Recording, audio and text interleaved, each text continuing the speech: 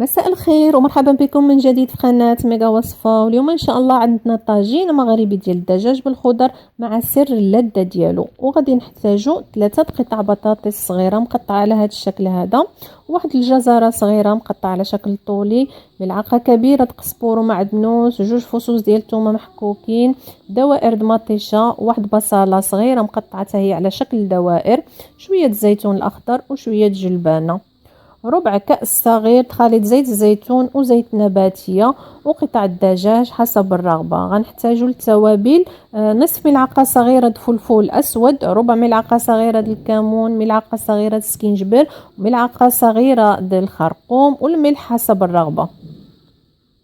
إذا في طاجين بحال هكذا غادي نوضعو الزيت أولا، نوضعو فوق منه البصل مباشرة والدجاج فوق منه، نزيدو التوابل اللي عندنا كلها ولكن غير نصف الكميه، وشويه نخليوه للاخير باش نسمو به الخضر.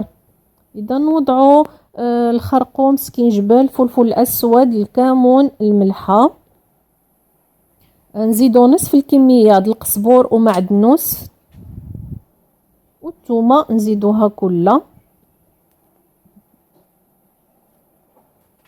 وصافي. نزيدو دابا الخضر ديالنا نوضعوها على هذا الشكل هذا، وهذا هو السر باش كيجيو الطواجن المغربيه كتجي لذيذه، خصوصا ديال الزنقه، حيت الزنقه كيوضعوا كل شيء مع بعضياته عاد كيوضعوهم على النار عليها كيجيوهم لذاذين اكثر من هذوك اللي كنصوبوهم في الدار، حنا كنبقاو نشحروا ونعاودوا. اذا نزيدو الجزر على هذا الشكل هذا، الزيتون، الجلبانه نوضعوها من الاحسن في الوسط، ونزينو بقطع مطيشه او الطماطم، نزيدو الكميه المتبقيه ديال التوابل اللي بقات لنا كلها، عفوا الفلفل الاسود، الكمون، الخرقوم، سكينجبر، الملح حتى هي، ونزيدو الكميه المتبقيه ديال القزبور ومعدنوس، نزيدو كأس صغير ديال الماء او حسب الطاجين اللي عندكم، المهم الكميه اللي غطيب لنا فيها الطويجن ديالنا باش ما نبقاوش هو كيطيب وحنا كنزيدو الماء كيجي باسل.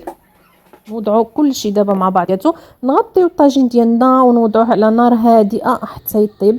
وكانت هذه هي الوصفه ديالنا، كنتمنى انها تنال الاعجاب ديالكم وتوصلوها لاكبر عدد من اللايكات، وانا هنا كنقول لكم كيف ما ديما بالصحه والراحه، والى اللقاء فيديو اخر ان شاء الله.